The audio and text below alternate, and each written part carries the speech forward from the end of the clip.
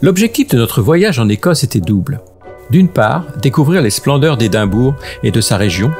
D'autre part, plonger dans l'univers de J.K. Rowling, la romancière qui a donné vie au célèbre sorcier aux lunettes rondes. Édimbourg regorge de détails qui évoquent étrangement certains personnages, des scènes emblématiques des films et plus largement toute l'atmosphère magique du monde d'Harry Potter. La tour de l'horloge fait partie du Balmoral Hotel. C'est ici que J.K. Rowling a terminé l'écriture de Harry Potter et les reliques de la mort. La statue équestre du duc de Wellington, célèbre pour avoir vaincu Napoléon à la bataille de Waterloo en 1815. Le pont Georges IV est une rue-pont surélevée qui traverse la vieille ville. Le Scott Monument est une impressionnante tour gothique. Ce monument est lancé, semblable à un grand clocher, rend hommage à Sir Walter Scott, l'un des plus célèbres écrivains écossais. Le Scottish Parliament Building, avec son design particulier, il est inspiré par des formes naturelles. Le bâtiment est un symbole fort de l'identité écossaise moderne, un lieu où se construit la politique locale. Le Calton Hill est l'une des collines les plus célèbres d'Édimbourg. Au sommet, on trouve plusieurs structures. Le Nelson Monument, dédié à ce héros britannique de la bataille de Trafalgar en 1805. Les imposantes colonnes du National Monument, souvent surnommé le Panthéon inachevé. Ce monument devait initialement célébrer les soldats écossais morts pendant la guerre napoléonienne, mais il reste aujourd'hui partiellement construit.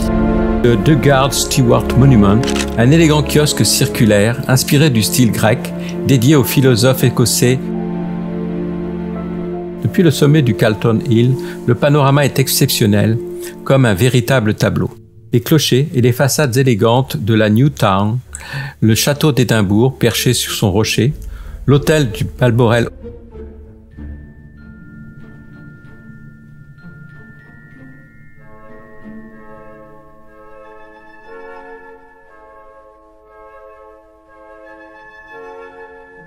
Le Parlement écossais, mêlant tradition et modernité. L'Arthur's Seat, ancien volcan qui rappelle la nature sauvage qui entoure la capitale. Au cœur de la ville d'Édimbourg, s'est ouverte en novembre 2024 la House of Minalima. C'est une galerie boutique immersive créée par Mirafora Mina et Eduardo Lima, un duo de designers graphiques derrière une grande partie de l'identité visuelle des films d'Harry Potter.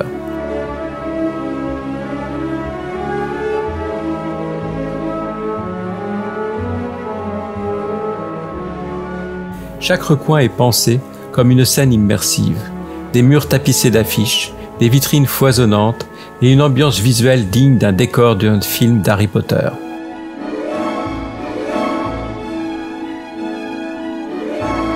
Ils ont créé des objets iconiques comme la carte du maraudeur, les lettres d'admission à Poudlard ou encore les journaux du Daily Prophet, les emballages de bonbons de chez Honeyduke, des histoires de magie, des affiches de recherche pour les mange-morts, des documents du ministère de la magie, des livres de classe, etc.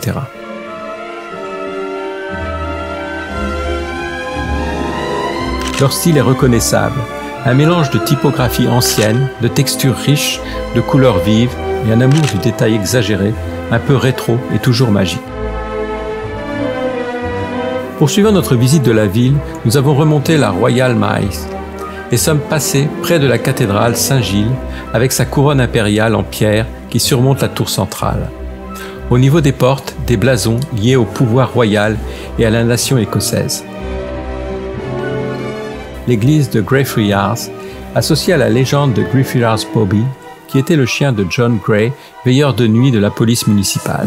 À sa mort, pendant 14 ans, Bobby veilla sur la mémoire de son maître. Il est devenu un symbole de fidélité et attire encore aujourd'hui des milliers de visiteurs. Mais le cimetière de Greyfriars aurait aussi nourri l'inspiration de J.K. Rowling. La romancière aurait été intriguée par certains noms inscrits sur les pierres tombales, dont plusieurs semblent familiers aux lecteurs d'Harry Potter. Le plus célèbre est sans doute celui de Thomas Riddle, la version anglaise de Thomas Jedusor, le nom de naissance de celui dont on ne doit pas prononcer le nom, autrement dit Lord Voldemort. On y trouve aussi d'autres noms évocateurs, McGonagall, Elizabeth Moody, rappelant Alastor Mowbray, et même un Potter. Un véritable terrain de jeu pour les amateurs de clins d'œil et de coïncidences magiques. Victoria Street est sans doute l'un des endroits les plus photogéniques d'Édimbourg, avec son enchaînement de boutiques et de restaurants aux façades ultra colorées.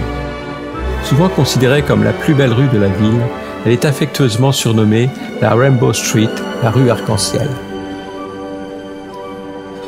Les fans d'Harry Potter aiment rappeler que Victoria Street aurait largement inspiré la création du chemin de traverse, cette rue magique emblématique de la saga. Le Muséum Contest, situé au 40 de Victoria Street, offre une plongée fascinante dans l'univers d'Harry Potter.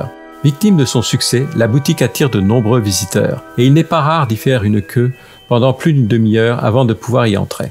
Mais dès que l'on a franchi sa porte, le charme opère. Installé dans une vieille bâtisse de pierre du 19e siècle, cet ancien atelier de brosse a été transformé en une boutique sur 3 étages entièrement dédiée à l'univers magique d'Harry Potter. L'atmosphère évoque immédiatement le chemin de traverse. Les murs de pierre brute, les étagères en bois et les objets suspendus au plafond donnent l'impression d'entrer dans un cabinet de curiosités sorciers. Chaque recoin est occupé. Baguettes, fioles, balais, livres anciens, vêtements aux couleurs des maisons de Poudlard, cartes du maraudeur, etc. Un escalier étroit, grinçant, mène à des niveaux où l'espace se rétrécit, mais la magie s'intensifie. L'endroit est saturé de références visuelles, avec un soin particulier apporté à l'ambiance sonore et lumineuse. On a davantage l'impression de visiter un décor vivant que de faire du shopping. Même si l'espace est petit, l'expérience immersive est unique. Le lieu séduit autant les passionnés que les simples curieux et laisse à chacun l'impression d'avoir franchi un portail vers le monde des sorciers. À quelques minutes à pied du tumulte de la ville, on découvre le murmure d'une rivière et le chant des oiseaux. La balade le long du Water of Leigh, particulièrement autour de Den Village, est l'un des secrets les mieux gardés d'Édimbourg. Un petit pont de pierre offre une jolie vue sur la rivière, puis un sentier sinueux longe la rivière. On y découvre un petit kiosque circulaire, blotti entre les arbres, avec sa structure de pierre claire et son toit en dôme. Il ressemble à une folie romantique, vestige d'un autre temps. Sortant du village, direction Circus Lane, la ruelle la plus fleurie d'Édimbourg, avec ses maisons en pierre, enjolivées de rosiers grimpants. Au bout de la rue, la tour de l'église de Saint-Stéphane, majestueuse, avec son horloge et son joli clocher. Le château d'Édimbourg, emblème de la ville, se dresse majestueusement sur la colline de Castelling. Son allure imposante et sa position dominante auraient selon certains inspiré la création de Poudlard. Dans les livres, l'école des sorciers est en effet décrite comme un château écossais perché sur une colline, à l'image de celui d'Édimbourg. La grande flèche noire très pointue n'est pas une église en activité, mais le siège du festival d'Édimbourg. Quittant Édimbourg, nous nous sommes arrêtés sur les rives calmes du Loch Howe, où St. Conon Kirk semble tout droit sorti du monde d'Harry Potter. Avec ses tourelles en pierre, ses arches voûtées et ses recoins mystérieux, cette petite église écossaise évoque un mélange entre une chapelle de Poudlard et un repère secret de sorciers. À l'intérieur, la lumière, les boiseries sculptées et les vitraux colorés rappellent l'ambiance feutrée de la salle commune de Gryffondor. Une chapelle est même dédiée au légendaire roi Robert de Bruce, dont un fragment d'os serait conservé dans un reliquaire. Un détail digne de figurer dans la réserve de la bibliothèque de Poudlard ou dans un cours d'histoire de la magie. Isolée, presque secrète, St. Conon Kirk dégage un charme envoûtant, comme un lieu que l'on découvrirait en quittant brièvement le monde moldu. Nous avons poursuivi notre périple en nous rendant sur quelques-uns des différents lieux de tournage de la saga. Le site de la hutte de Hagrid se trouve dans une forêt proche du village de Glencoe. L'emplacement de cette cabane reflète l'esprit magique et paisible que Hagrid transmet aux élèves de l'école des sorciers. Les scènes du Quidditch ont été tournées dans un cadre naturel grandiose situé dans la vallée de Clem Davis. Un sentier de randonnée traverse une gorge boisée puis s'ouvre sur une vaste prairie entourée de montagnes. un décor spectaculaire et sauvage, parfaitement adapté à l'univers magique des matchs de Quidditch. La cascade Steel Falls est l'une des plus hautes d'Écosse. Elle est souvent visible dans les scènes aériennes.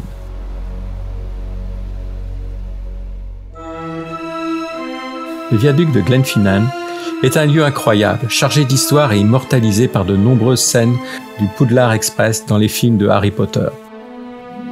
Chef-d'œuvre d'ingénierie ferroviaire datant de la fin du XIXe siècle. Ce viaduc monumental est composé de 21 arches majestueuses, s'élevant à 30 mètres de haut et s'étirant sur 380 mètres. Ce qui le rend unique, c'est sa courbe gracieuse en béton non armé, une innovation audacieuse à l'époque, ce qui lui donne une silhouette élégante dans le paysage sauvage des Highlands. Ce pont offre un décor spectaculaire, symbole du voyage magique vers l'école des sorciers.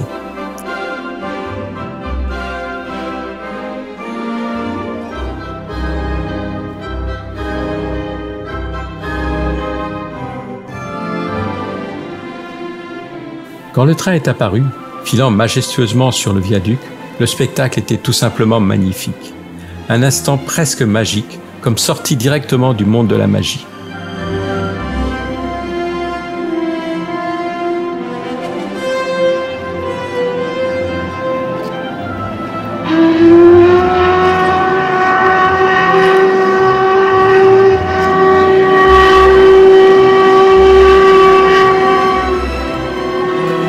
Un sifflet perça l'air frais des Highlands, puis un grondement profond et enivrant de la locomotive se fit entendre, se rapprochant lentement.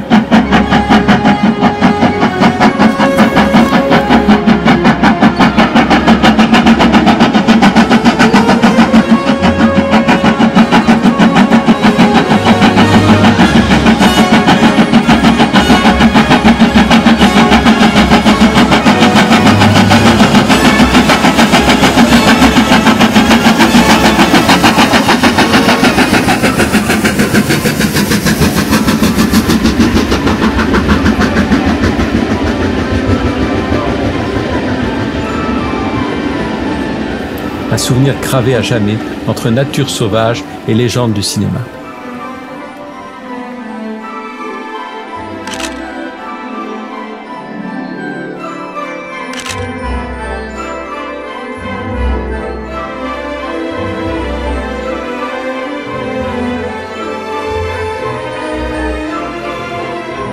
Attention, plusieurs trains empruntent chaque jour ce viaduc à voie unique, mais il arrive parfois que ce soit une locomotive diesel, moins pittoresque, qui tracte les wagons. Renseignez-vous avant votre visite.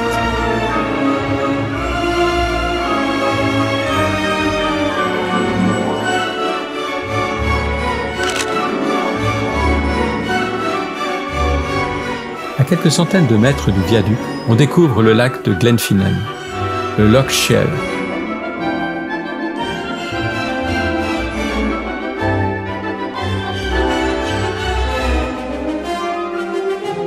Il est gardé par le Glen Myn, un monument dédié aux Highlanders écossais qui ont combattu dans la révolte des Jacobis en 1745. Ce majestueux lac, entouré de montagnes bruneuses, a servi de décor à plusieurs scènes marquantes de la saga, notamment lorsqu'Harry survole le lot à dos de Buck, l'hippogriffe, frôlant la surface du lac avec au loin l'école de Poudlard.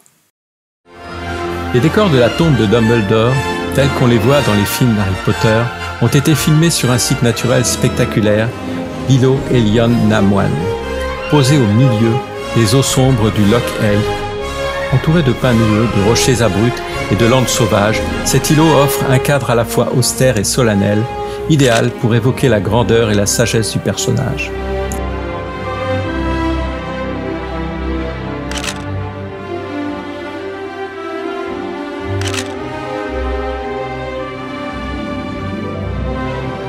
C'est ici que fut tournée la scène poignante de la tombe, bien que celle-ci ait été ajoutée numériquement en post-production.